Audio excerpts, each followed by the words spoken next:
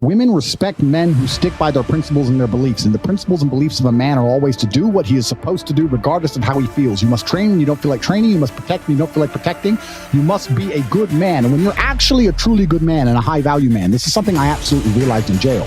I have no problem suffering if the people I love are not suffering. My children are taken care of. The women I love are taken care of. My mother is taken care of. Everybody around me is fine. Even if they've removed me from my life and locked me in a jail cell, everybody I love is taken care of and is protected and is living good. I must suffer because I am a man. I am the head of my empire. I'm the head of the clan. Of course, I will suffer, but the people I love are not suffering. This is what God has bestowed upon important men since the beginning of time. Not just important men, all men. The men in the Titanic as the boat was going down, about to be sucked into the icy cold water, some of the last thoughts in those men's head, I know, was at least I saw my daughter and my wife get on that boat. Absolutely. I'm happy to plunge into this ice cold water because there they are on that boat, away from danger. Everyone we love and everyone in the world who we care about was taken care of. And I said, Andrew, would you rather us both be at liberty, but someone else in our life suffer? Mom suffer, our kids suffer, the mothers of our children suffer? No, I'm glad it was me. I'm glad I was the one who was suffering and everyone else was okay, because that's what being a man means. When you're a man, absolutely, you're right. It is our job to suffer so the people around us do not suffer. And that's why if you're a man and you're waking up every day and you're not trying your very best to be important or upgrade yourself or upgrade your character, or you're lacking motivation, then you have a serious problem, because it is your job to be capable of dealing with the insurmountable pressure which God is going to put upon you, so that when you suffer, everyone around you does well. Our lives are set up that even if they throw us in a dungeon today, everybody we love will be okay forever. And that is what's most important. That's the most important thing. That's success. And that was absolutely comforting in jail when we discussed that. And we said, everyone we love is okay. You and I just have to make it through this. And that's absolutely and utterly comforting. And if you're a man sitting at home right now, you need to sit and say, okay, if they plucked me from my life, if they picked me up and threw me in a room and locked me in a jail cell. Which can happen. Which can happen to anybody, especially as they continue these matrix attacks on masculinity as a whole. Would your wife have a roof over her head? Would your children eat? Would your family be okay?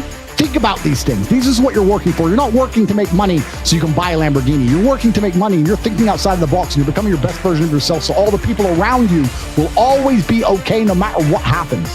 It is your job as a man to suffer. And we did our job fantastically, absolutely not as we should. We always will. And we always will. And everybody around us was okay. And that is extremely comforting in times of hardship, because we're built for suffering. If you look at anything that builds a man into a man, there's a degree of suffering. So many men say, I want to be the man, but they don't want to suffer. They don't want to fight. And I don't understand why, because even if you look at a superhero movie, they tell you, even in superhero movies, they make it very clear. Batman's parents died. That's why he's Batman. It's very hard to become a man and have a man who's respected and has stories and is capable when he only had a nice life and nice experiences. It's usually the things that made you the best version of you are usually the worst things that happen to you. All the bad things have to happen. There's no way to get there without the bad things. Where do you find the strength when you're in these difficult situations? I always find the strength from my last name. I'm Andrew Tate. I'm Andrew Tate, so I just have to do it. I'm in a Romanian jail cell. I wake up, there's cockroaches in my bed. They're all over my face. Well, what am I gonna do, cry? Am I gonna go and sign a piece of paper and say I'm guilty? I'm gonna sell my brother out? No, I'm gonna take the cockroaches off my mouth. I'm gonna do some push-ups, because I'm Andrew Tate. When shit really gets hard, honor and courage and bravery and your last name is all you've ever had. Especially with men, none of them are bestowed with the things that the masculine essence needs to be a good man. You need pride, you need honor. Matrix Media, they say, why did you get so big? Because I'm telling the truth. I'm telling the truth, which every man knows is intrinsically true in his heart, because God has instilled him with a basic degree of morality of right and wrong. I'm saying things to a 17-year-old boy and he's going, he makes sense. I get it. Everything I was told so far just didn't quite click, but this does.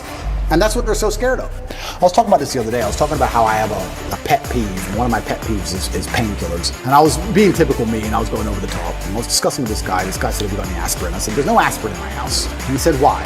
I said, brother, you are not facing 1% of the life difficulties I am facing. Think about it. No government's trying to lock you up. The Matrix isn't after you. They're not trying to frame you. Nobody wants you dead.